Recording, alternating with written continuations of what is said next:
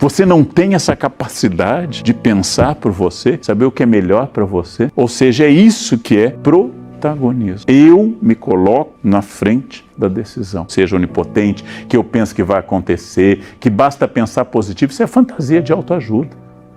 Às vezes você vai pensar muito positivo e vai fracassar. Às vezes você vai tentar muito e vai fracassar. Não é isso que determina, mas é exatamente essa insistência, olhar além do horizonte. Olhar além da sua capacidade de ver o momento imediato. E para isso que exatamente vem a questão estratégica. A capacidade de pensar olhando além daquele momento. A capacidade de investir em metas de médio e longo prazo.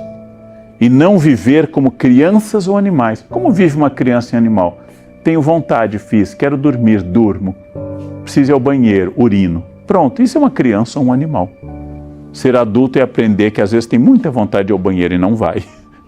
Que não chegou a tempo, que não dá, que você vai tentar controlar-se o máximo possível para construir um sentido estratégico. De que às vezes você pode dormir mais, às vezes menos, às vezes tem que sacrificar o sono num período de provas. Mas também ser sábio para não ficar sacrificando até que a própria máquina corporal entre em colapso. É esse equilíbrio estratégico que ele é fundamental. Ousar ou repetir. Depende de uma pergunta muito importante. O que eu ganho ousando? O que eu ganho aumentando a aposta? O que eu ganho mudando de carreira? O que eu ganho fazendo um novo curso? O que eu ganho estudando uma outra língua? O que eu ganho repetindo o que está dando certo, se ainda está dando certo? E tudo isso é para não confundir uma questão muito importante, a confusão das pessoas entre dados e conhecimento. Hoje essa confusão ela dá origem a muito problema. Primeiro problema, as pessoas acham que porque está na internet, o conhecimento é acessível a todos. O que é acessível a todos são os dados. Todas as doenças do mundo, todos os remédios, todos os procedimentos cirúrgicos estão na internet. Nem por isso formar um médico hoje deixou de significar 10 anos de estudo contínuo. Todas as receitas do planeta Terra podem ser acessadas no Google. E não surgiram cozinheiros extraordinários nos últimos 10 anos, comparados com os do passado. Porque continua sendo necessário pegar os dados, transformar em atitudes, habilidades e novos conhecimentos. E isso não mudou. Se antes procurava na enciclopédia, na Barça, na Britânica, hoje você pode procurar em qualquer lugar, mas transformar aqueles dados em atitude, em técnica, em habilidade, é completamente diferente. E continua sendo custoso. Todos os exercícios físicos estão no Google, mas fazê-los continua difícil. Absolutamente difícil. Todas as técnicas de piano, todas as partituras, todos os pianistas que existiram no século passado estão gravados, fotografados, filmados, com dicas, aulas, workshops. E tocar piano continua sendo pelo menos 12 anos de aprendizado e uma vida inteira de dedicação. Ou seja, as pessoas estão confundindo dados com conhecimento. O que o professor me diz está no Google. Ótimo!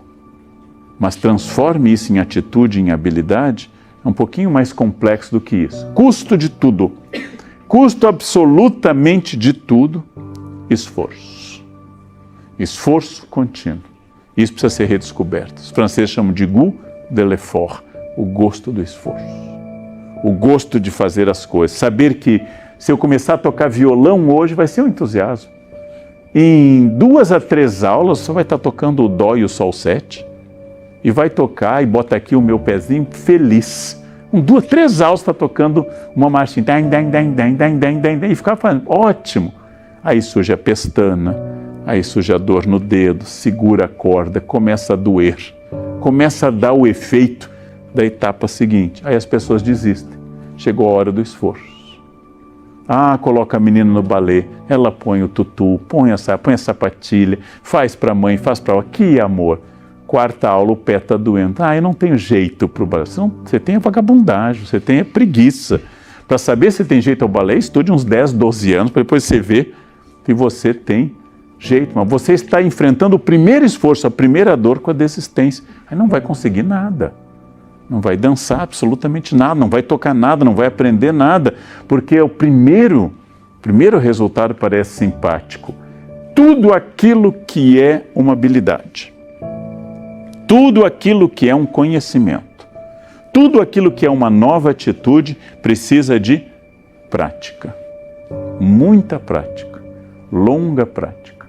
Quero reeducar o corpo, quero ser mais alongado, quero ser mais musculoso, quero ser mais definido. Prática. Não é uma tarde na academia.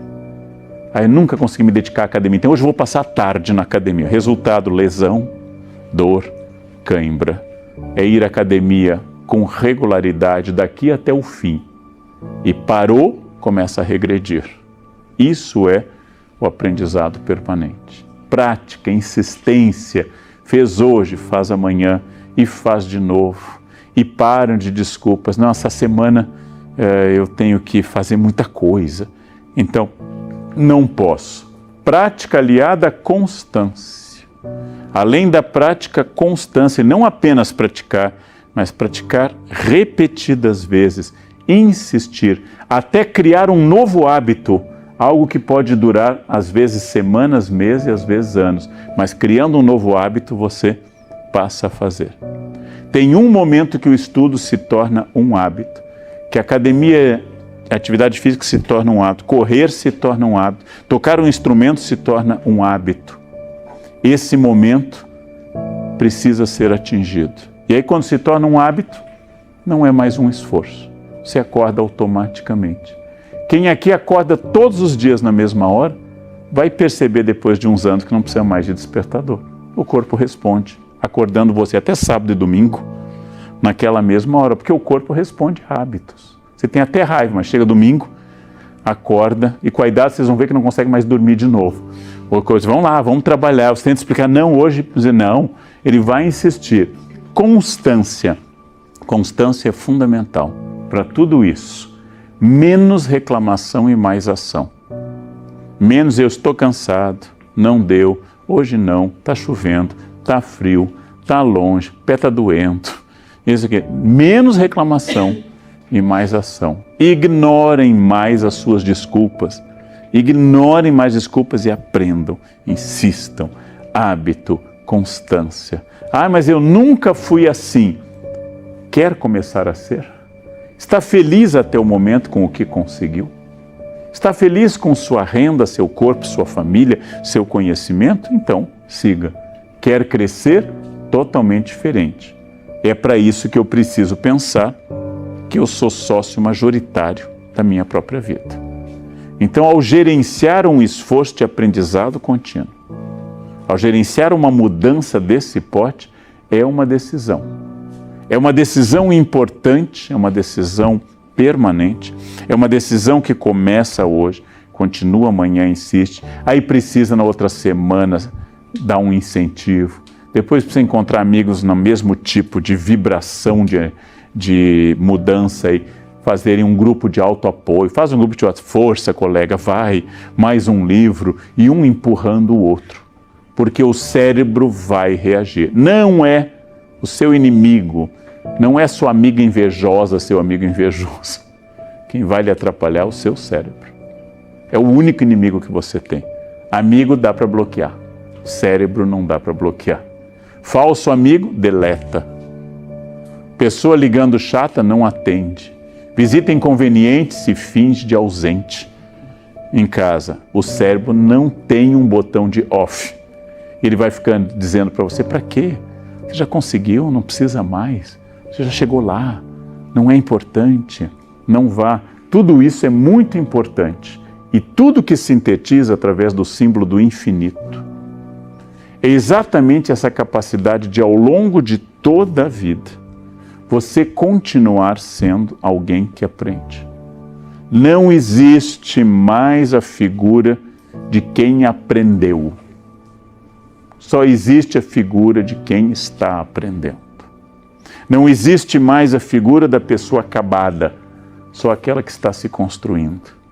Não existe mais a figura do diploma, mas de um degrau que o diploma representa para ter acesso a outros, dos desafios, de áreas novas, de áreas que você sai da sua área de conforto. Isso exatamente é esse desafio dos 3 L's, de viver uma vida inteira a serviço do aprendizado. Aprendizado de quê? Depende de para onde você quer ir, depende do seu objetivo, depende das suas metas. Pode ser aprendizado de habilidades profissionais, pode ser de habilidades psíquicas, pode ser a consulta a um profissional de saúde mental para que você possa, através de um psicólogo, de um terapeuta, de um psiquiatra, de um coach, conseguir diminuir sua raiva, a raiva que está lhe atrapalhando, a raiva excessiva no trânsito, a sua vaidade, a sua insegurança. Pode ser que seja um trabalho psíquico, pode ser que seja um trabalho de conhecimento de língua, pode ser que seja uma melhoria física que vai lhe deixar mais leve, mais feliz, mais integrado e assim por diante. Pode ser tudo isso, mas sempre vai ter essa característica permanente. Permanente, de fato, daqui até atingir seu objetivo, e o objetivo é, de fato, o horizonte. O objetivo é exatamente o horizonte daquilo que você quer. Chegando lá, tem mais pela frente. Nós, professores, não fomos treinados para isso. Nós somos treinados para a transmissão de conhecimento e não para educar o aluno para a produção do conhecimento. Então, nós fomos treinados para ênfase, por exemplo, em perguntas de memória, especialmente nas séries iniciais do ensino fundamental.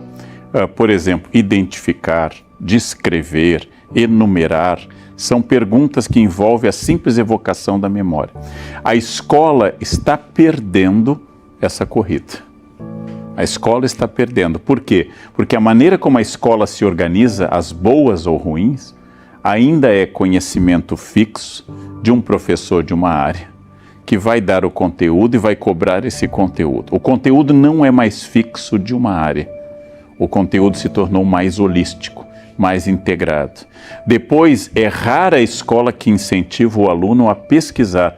A maioria das escolas incentiva o aluno a reproduzir, devolver e dizer aquilo que você disse. As perguntas dos professores são retóricas. Quem daqui sabe quais as 2 capitanias hereditárias que deram certo? Não é uma dúvida, porque eu sei. Pernambuco e São Vicente, eu sei. Então por que eu estou perguntando para eles se eu sei? É uma pergunta retórica. É uma pergunta que eu sei a resposta. Inclusive os alunos sentem, porque o aluno é inteligente, ele sente que é uma pergunta boba, que o professor sabe. Qual é o maior osso do corpo humano?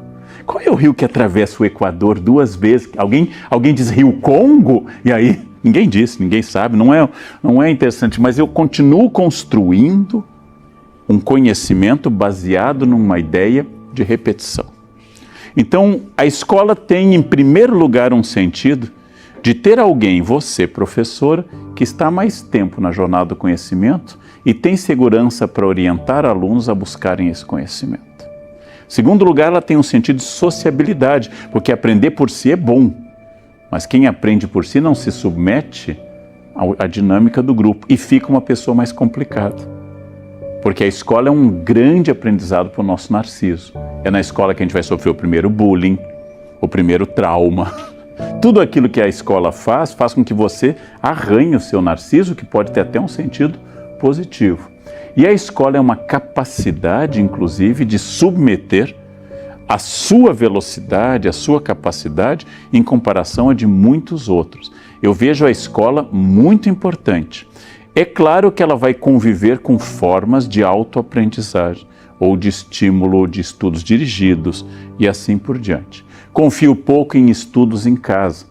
A nossa lei agora não permite mais, mas aquilo que a lei americana permite, eu ponho pouca mostra, porque eu, professor, eu que sou professor como você, não saberia orientar um filho em matemática. Não teria a menor noção de orientar alguém em matemática. Então, eu que sou um professor treinado profissionalmente para dar aula, me sinto incompetente para trabalhar os conteúdos, né? Porque eu não sei esses conteúdos. Quanto mais alguém que não é preparado. Agora, o que nós precisamos, esse é um desafio, é que para esse mundo de aprendizado constante, em primeiro lugar, o professor tem que ser alguém de aprendizado constante.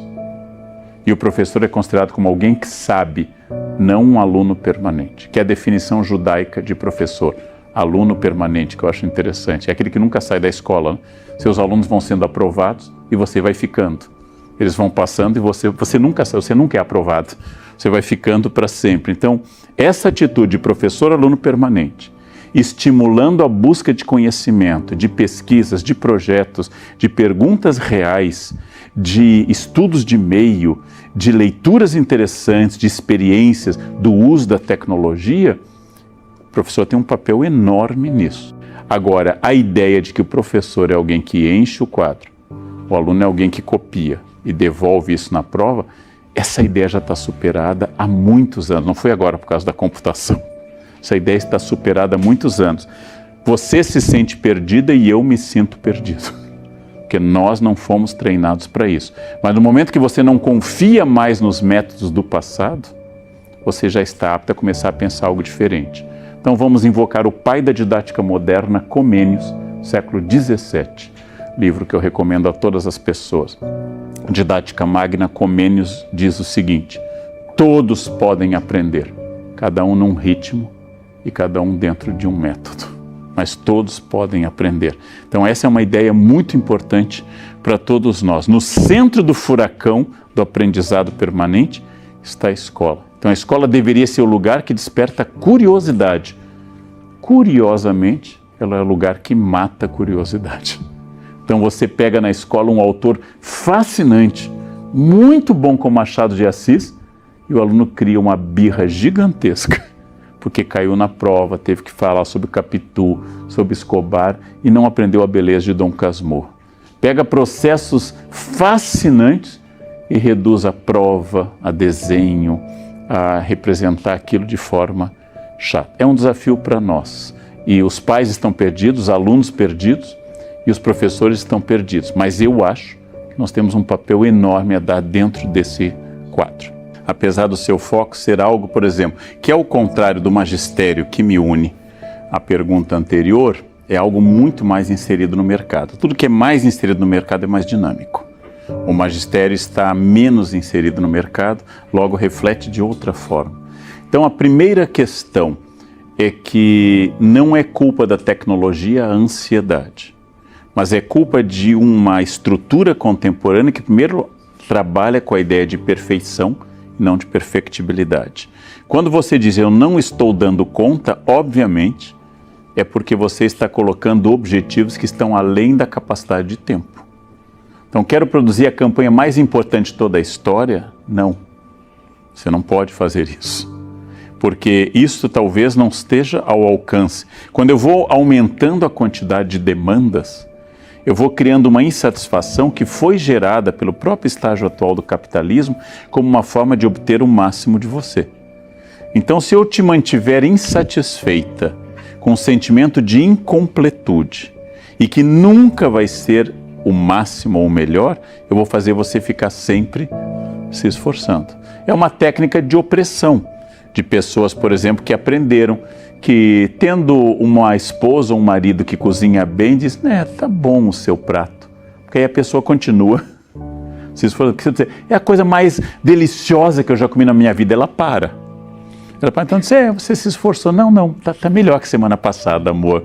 Tá melhor, viu? Continua assim. Essa é uma maneira autoritária, como estratégia, de eu te manter produtivo. Então a pergunta é se o que você faz é significativo. E se é significativo, o que você pode fazer no tempo dado para fazer?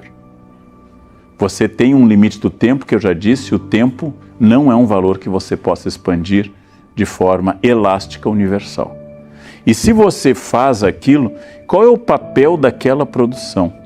E se o trabalho começa a representar toda a gama da sua existência, se você não tem mais vida amorosa, afetiva, familiar, ou não tem mais um tempo de ócio criativo, como diz o sociólogo Domênico de Masi, ou seu direito à preguiça, como diz Paul Lafargue, se você não tem mais isso, você virou uma máquina tarefeira de ficar fazendo tarefas. E para piorar, graças à tecnologia, você leva celular para casa, você pode atender o chefe 24 horas por dia, você pode fazer férias com o celular na mão, você pode, no final de semana, respondendo a questões em casa. Então, qual é a função do trabalho e da criação? Renovação contínua não é sinônimo de ser workaholic ou work lover, porque o workaholic é um fracassado, porque ele foca permanentemente numa produção que vai ocupar aquilo que Freud vai chamar de toda a sua libido. Em outras palavras, não tendo sexo, ele trabalha, e trabalha sem cessar. Só que é insatisfatório aquilo. Então, se você está deslocando toda a sua libido para o trabalho, o problema é que o trabalho não é capaz de sozinho de lhe dar toda essa satisfação. Essa insatisfação é uma estratégia sua, do seu superego, do que você incorporou da sua mãe, do seu professor, do padre, do rabino, do pastor, que foi lhe dizendo que você é pecadora, limitada, incompetente, você não é tudo que a gente esperava, você é uma decepção, porque isso é uma maneira de mantê-la muito produtiva. Enquanto você for incompetente, você continua fazendo, você continua se esforçando. Então, em primeiro lugar tem isso. Depois, é um erro contemporâneo de achar que existe a felicidade plena. É uma crença de Instagram. Vocês precisam levar isso em conta.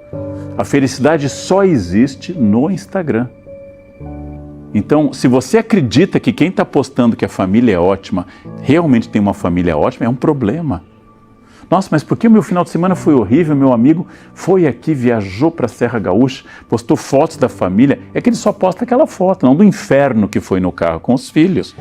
Meus filhos mexeram o saco, eu pensei em jogá-los de Veranópolis, no Rio das Antas, para isso. Não, ele não vai postar isso, ele vai postar a fotinho de todo mundo feliz. Não acredite nisso. Existe a dimensão trágica da existência. Todo trabalho que você fizer é incompleto. Todo livro que você produzir não é a versão final sobre o assunto. Toda perfeição que você atingir será superada. Todo conhecimento ficará datado. Isso deve lhe dar uma certa liberdade. Não é possível fazer nada além do possível. Não é possível fazer nada além do possível. Agora, esse possível pode ser muito mais do que hoje, se for uma necessidade sua, uma necessidade de produção sua. Então, não estabeleça a sua medida no outro, não ceda aquilo que é uma necessidade da empresa. É a empresa que está dizendo que você tem que trocar o celular, porque ela precisa vender, não é que você precisa de um celular novo. É a empresa que está dizendo que aquele carro é ultrapassado, porque o modelo é março de 2019. E não tem um engate duplo para um acesso Bluetooth de última geração que a luzinha fica piscando. Você tem que pensar, mas é aquilo que eu preciso? Eu preciso desse engate duplo? Você que tem que decidir o que é suficiente.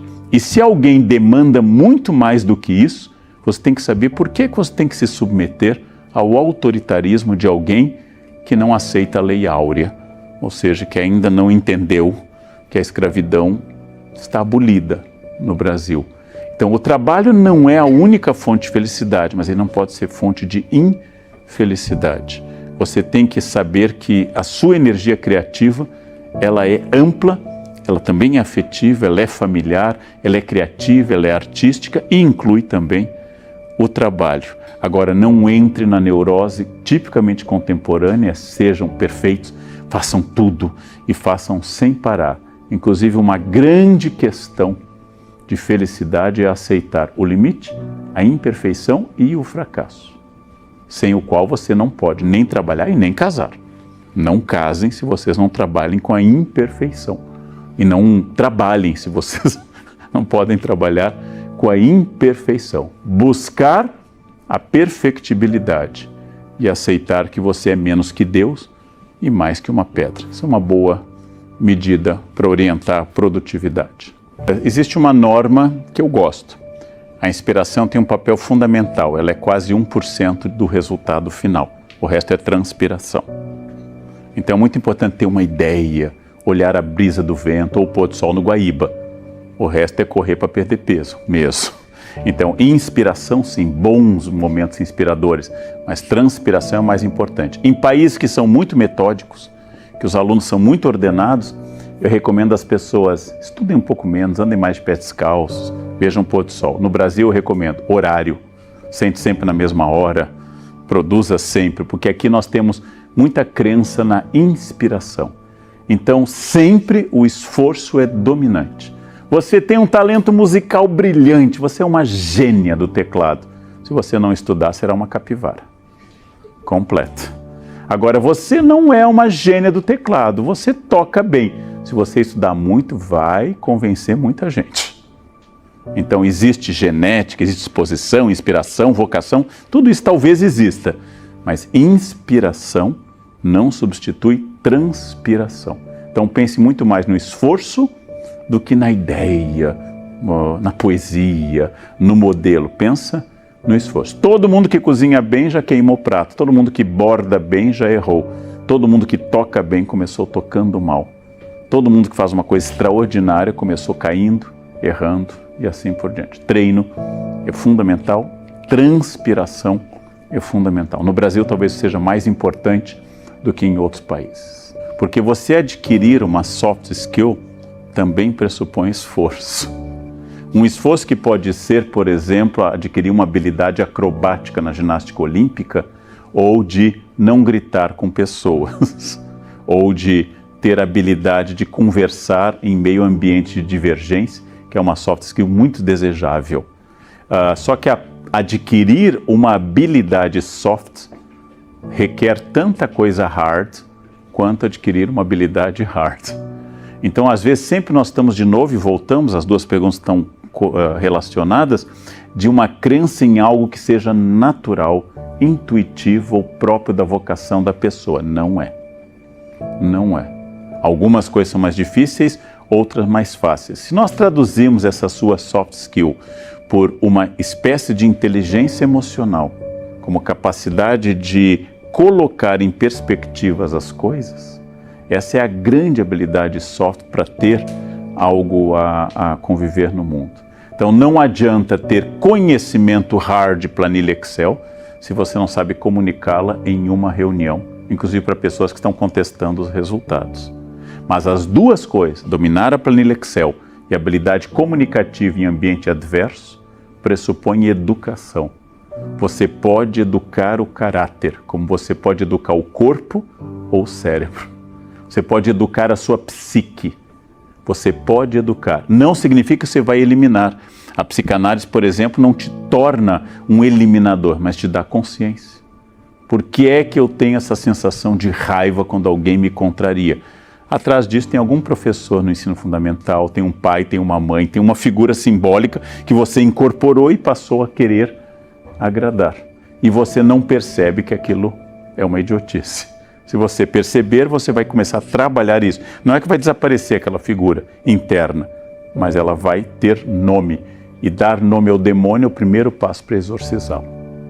Essa é uma técnica de exorcismo muito importante para todos que estão aprendendo a lidar com demônios, é dar nome ao demônio. Aqui está meu medo. Meu medo se chama Irmã Maria Josefa, que na quinta série me humilhou diante da classe porque eu não sabia os números primos. Bem, essa Irmã Maria Josefa vai com você até o fim da sua existência. Mas pelo menos agora você sabe o nome do demônio.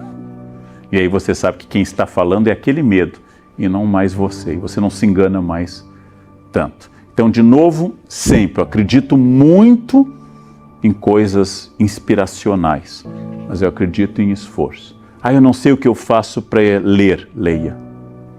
Leia. Como é que eu faço para ler bastante? Leia bastante.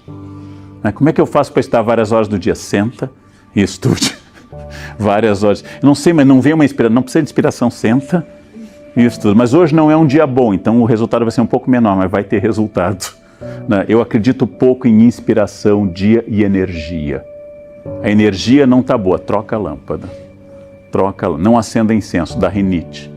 Troca a lâmpada, quer dizer, vai e trabalha em cima daquilo. E sim, habilidades subjetivas são tão importantes quanto habilidades objetivas. Habilidades técnicas são fundamentais, habilidades subjetivas não técnicas são também fundamentais.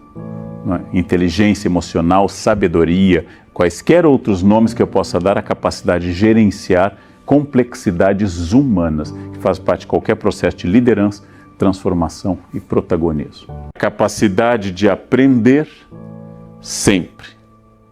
uma capacidade de produzir conhecimento, conteúdo, habilidade permanentemente.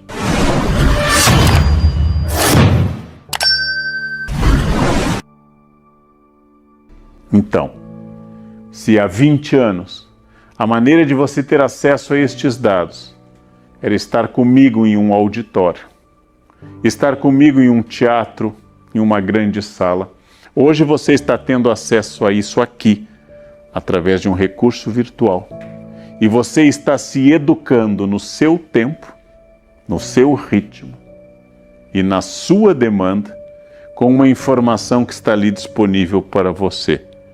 Se você já se convenceu que isso é uma ferramenta fundamental para que você possa se adaptar ao novo tempo, se você para de dizer, naquele tempo era melhor que a gente sentava com o caderno aberto e anotava tudo que o professor dizia. Nós continuamos defendendo coisas que não têm mais sentido. Por que nós anotávamos? Porque não havia outro sistema para eu produzir isso. Já há 10 anos, meus alunos preferiam fotografar o quadro onde eu escrevia. Ou, professor, envie a apresentação para que a gente não precise desses conceitos.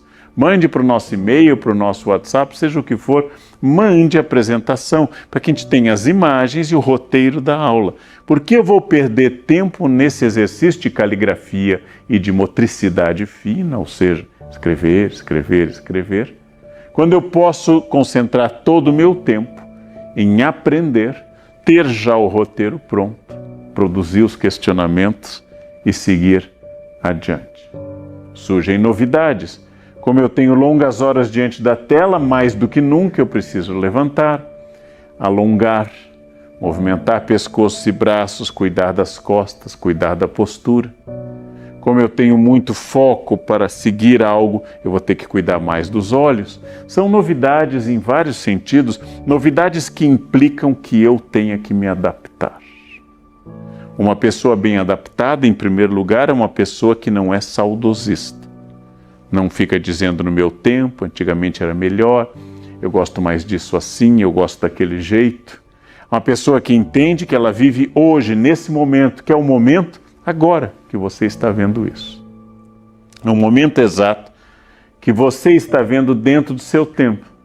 Talvez surja algo, você tenha que repentinamente interromper aqui para que o médico lhe chamou na consulta, ou porque o seu carro, chamado através de um aplicativo, chegou ao seu destino, ou porque chegou a hora de dar banho no seu filho ou de atender a porta, então você vai interromper. É uma novidade. O ritmo da aula e das informações é dado por você, que pode retomar tudo isso depois ou passar adiante do ponto que parou ou abandonar se não lhe interessou.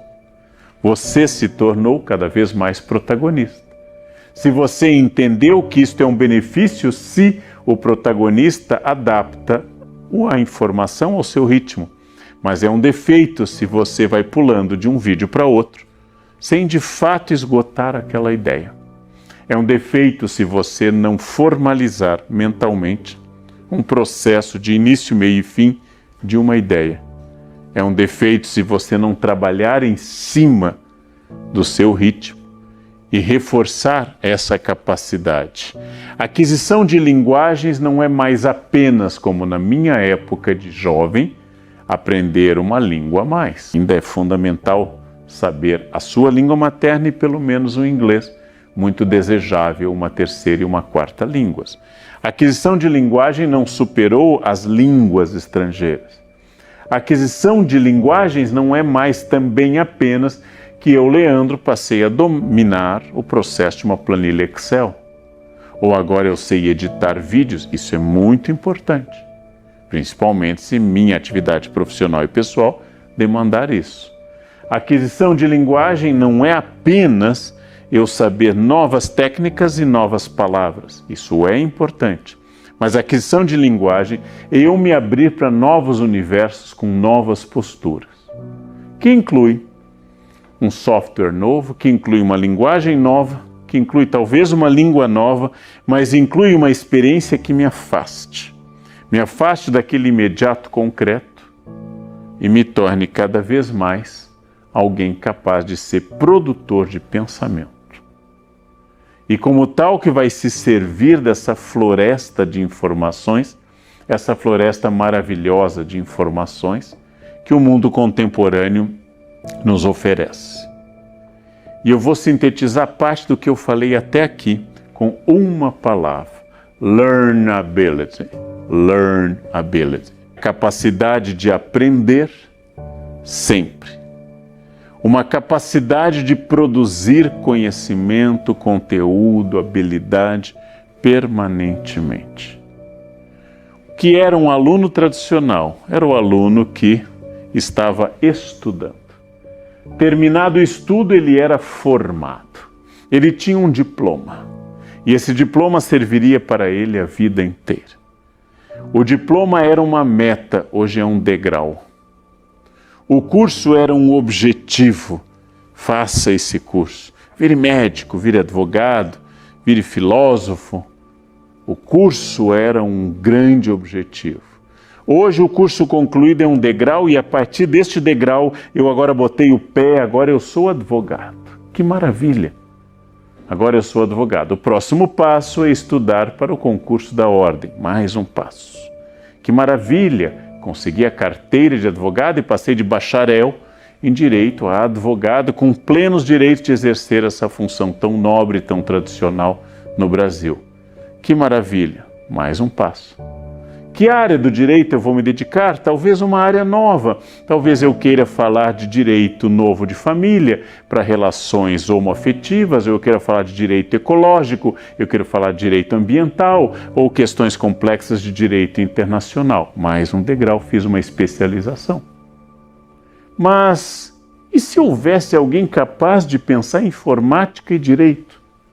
Se houvesse alguém capaz de produzir para advogados softwares absolutamente avançados e muito focados nas necessidades de advogados, mas eu só fiz ciências jurídicas, talvez eu tenha que fazer uma outra graduação, ou cursos na internet, ou vídeos, para adquirir uma formal capacidade de produzir uma área nova, um advogado especialista em informática, em programas, em redes sociais, direitos, ciência jurídica do Instagram, em que conhecimentos tradicionais como injúria, calúnia, difamação, propriedade intelectual, conceitos tradicionalíssimos no campo do direito, agora vão ser aplicados ao Instagram, ou ao Face, ou ao Twitter. Eu estou mostrando uma área de vanguarda porque eu vou continuar aprendendo. É claro que quando eu era recém-formado, a carteira da OAB era essencial na minha existência. E ela é fundamental, toda etapa é fundamental.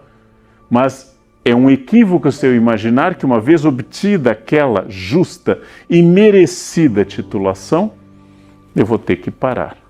Quando termina minha capacidade, minha habilidade de aprender? Quando eu decido que eu não tenho mais vida profissional, nem curiosidade pessoal. Ou seja, termina na prática bem com a morte. Até lá, trabalhando ou aposentado, eu tenho que ter habilidade de aprender. Uma habilidade que eu vou sugerir um neologismo, porque de fato learnability existe. Mas eu vou sugerir em português um neologismo, aprendibilidade. Som feio porque a palavra tem muitas sílabas. Aprendibilidade tem várias utilidades. Minha capacidade de continuar conectado com o conhecimento, não necessariamente com a internet. Minha capacidade de continuar aprendendo, parar de dizer isso não existia no meu tempo, tirar o melhor da tecnologia a serviço da humanidade. Minha capacidade de descobrir novas formas de pensamento. Minha habilidade de descobrir que há gêneros, identidades de gênero, reflexões sobre o racismo, reflexões sobre questões políticas que são inteiramente novas. Se antes aquelas polarizações de um campo serviam, hoje é tudo mais complexo, por isso essa aprendibilidade. Aprendibilidade é uma virtude. na medida que você vai conseguir tratar com grande capacidade e curiosidade o que está surgindo, inclusive para distinguir: isso aqui é moda, isso é modismo, isso é bobagem e isto veio para ficar. Tem uma coisa que eu tenho certeza que veio para ficar, que é a capacidade de aprender. A repetição automática, o comportamento que não precisa de capacidade, por exemplo, de senso crítico ou de senso estético, esse está nas mãos do algoritmo, da inteligência artificial, dos robôs. A capacidade de pensar, a capacidade de produzir algo novo, a capacidade de questionar, de perguntar se tem sentido ético, se tem sentido prático, se melhora as pessoas, a quem serve esse novo programa, a quem serve essa nova capacidade, é aprendibilidade, e ela, por enquanto, é exclusiva de nós, humanos. Tudo mudou em relação a todas as coisas, só tem uma coisa permanente que ficou ainda mais reforçada, é a sua capacidade de aprender. Então, se eu tivesse que medir hoje a saúde humana, eu teria indicadores biológicos: colesterol, pressão, oxigenação do cérebro, mobilidade, capacidade e potência muscular. Esses dados biológicos continuam sendo fundamentais. Mas eu teria que medir um elemento para dizer se fulano goza de plena saúde, se é uma pessoa que ainda tem energia vital, se é uma pessoa ainda desejante. A pessoa desejante é a pessoa capaz de aprendibilidade. E se eu decido parar, o mundo continua avançando em uma velocidade assustadora que vai se acentuar. E com isso nós podemos pensar no primeiro imperativo que provoca a necessidade de aprendibilidade. O primeiro indicativo é a tecnologia. Eu me lembro perfeitamente quando meu pai adquiriu o primeiro fax, e era uma inovação. O documento surgia à sua frente, a imagem em preto e branco. O documento vinha até você.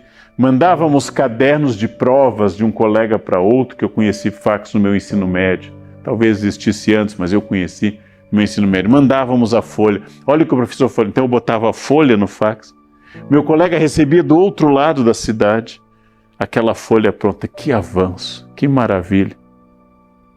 E hoje, quando um aluno não pode assistir a aula, é comum um outro aluno gravar, em geral de forma clandestina, com o celular assim, gravar a minha aula e já transmitir para ele onde ele estiver, por impedimento real ou falta de vontade. A primeira questão é que a tecnologia se modificou de forma exponencial, geométrica, absoluta. Logo, não se trata mais de dominar uma técnica, mas de aprender que a própria técnica é superada pela técnica, e eu vou ter que dominar não apenas novas máquinas e programas, mas novas formas de encarar máquinas e programas. Segundo dado, que é um imperativo, mudou a estrutura econômica. Basta vocês pensarem quem são as 5 maiores fortunas do mundo hoje, e não estarão nessa lista os grandes produtores de petróleo, os grandes plantadores de um produto altamente comercial como soja, os grandes extratores, aqueles que extraem carvão, ou diamantes, ou ouro, os grandes mineradores, os grandes navegadores, as empresas de ferrovias ou de navios, sequer os grandes industriais. 5 maiores fortunas do mundo estarão nas mãos de pessoas que oferecem produtos com ideias. Celulares, sistemas de busca, redes sociais. Logo, a maior riqueza que nós temos hoje é o conhecimento, a ideia. Eu vou inventar um site de relacionamento e surge o Facebook. Eu vou inventar um site que as pessoas procurem como um imenso índice remissivo ou onomástico de uma obra. Surge o Google. Não, eu vou inventar um tipo de modelo de loja que vai vender de tudo, sem ter de fato lojas físicas, pelo menos como modelo dominante, surge a Amazon. Ou seja, estou falando de ideias. Estou falando da capacidade de gerar novas ideias, novas formas de fazer coisas. E isso é dito por muitos especialistas que é um grande desafio. Porque não se trata de aumentar a produção, que era o desafio tradicional. Eu hoje produzo 10 metros de tecido por minuto. Se eu diminuir o custo, melhorar a máquina, aumentar a produtividade dos meus funcionários, eu posso produzir 50 metros. E com isso eu vou vender mais. Esse era o pensamento tradicional. Como vender mais para conseguir mais lucro. Esse pensamento tradicional não foi superado, é claro que ainda é uma pergunta válida, como vender mais, mas eu vou ter que agora pensar. Se as minhas estampas consagram um mundo, por exemplo, integrado, globalizado e que valoriza muito a diversidade étnica. Se as minhas estampas manifestam alguma questão agressiva à natureza, já que no valor agregado do meu produto eu não posso parecer uma empresa descompromissada do meio ambiente. Se a minha empresa que produz tecidos tem uma política afirmativa, decidida e clara antirracista. Se a minha empresa tem uma política de favorecer a integração de diversas orientações de gênero, eu vou ter que pensar não apenas a estrutura econômica, mas que a minha própria empresa, meu produto é também uma ideia. E essa ideia muda muito. Exemplo. Se eu entregava bolos de casa em casa como um negócio amador, pessoal, mas útil e produtivo e que me ajudava na minha renda, a partir de março de 2020 eu vou ter que pensar como entregar esses bolos, convencendo o meu consumidor que eles foram produzidos em condições de higiene muito especiais em plena pandemia. Eu vou ter que ter um site, não apenas o boca a boca, por menor que seja meu negócio. Ele não sobrevive se eu não tiver um site, uma página pessoal, pelo menos uma página minha. Hoje, navegar nas redes é uma forma de consumo crescente. A pandemia trouxe para esse campo pessoas que tinham maior resistência. Em geral nós, os mais velhos, que não gostávamos de comprar pela internet. Eu nunca me esqueço de uma tia minha que há mais de 20 anos, faz mais de 20 anos, me disse que não conseguiu comprar uma coisa, me disse assustado, eles pediram o meu cartão de crédito. E hoje nós entregamos nosso cartão de crédito a todo instante para comprar comida ou para comprar produtos. Ora, essa resistência de segurar meus dados com justas preocupações, essa resistência vai cair por completo, cada vez mais. Cada vez mais nós temos não mais o fato de que eu vou à loja e compro um CD, mas que eu já baixo direto a música dentro daquilo que eu quero. E essa música vai estar na memória do meu computador, do meu celular, na hora que eu quiser. O terceiro imperativo é que existe uma globalização. E a pandemia acelerou isso. Nós falávamos lá atrás em bangalorização, Bangalorization em inglês, que era o fato de que lá em Bangalore, na Índia, havia uma mão de obra altamente qualificada, que demandava, do ponto de vista trabalhista, um pouco menos de proteção ao trabalho do que a Inglaterra, por exemplo. E aí o meu emprego na Inglaterra, ou o meu emprego em um país de ampla proteção no espectro trabalhista, desaparecia, porque era mais fácil enviar esse emprego para Bangalore, onde, através da tecnologia, aquele funcionário altamente qualificado, altamente produtivo e também falava inglês, vai produzir o mesmo que eu, só que com pelo menos um terço do valor. Essa Bangalorization, ela aconteceu, mas não é só isso, de os empregos migrarem daqui e dali. O surgimento de nômades digitais, o surgimento de pessoas que hoje trabalham exclusivamente ligados à internet, e onde houver uma rede sólida, podem estar. O desaparecimento do escritório fixo da unidade fixa onde isso é possível. E mesmo naqueles casos que é impossível, como hospitais, em que o paciente tem que ir para uma UTI, essa UTI ainda não é virtual, a comunicação com o médico pode ser feita através do celular. Até há 2 anos havia muita resistência a consultas médicas via vídeo. Hoje elas existem em grande quantidade. Como um personal trainer pode acompanhar um aluno via vídeo?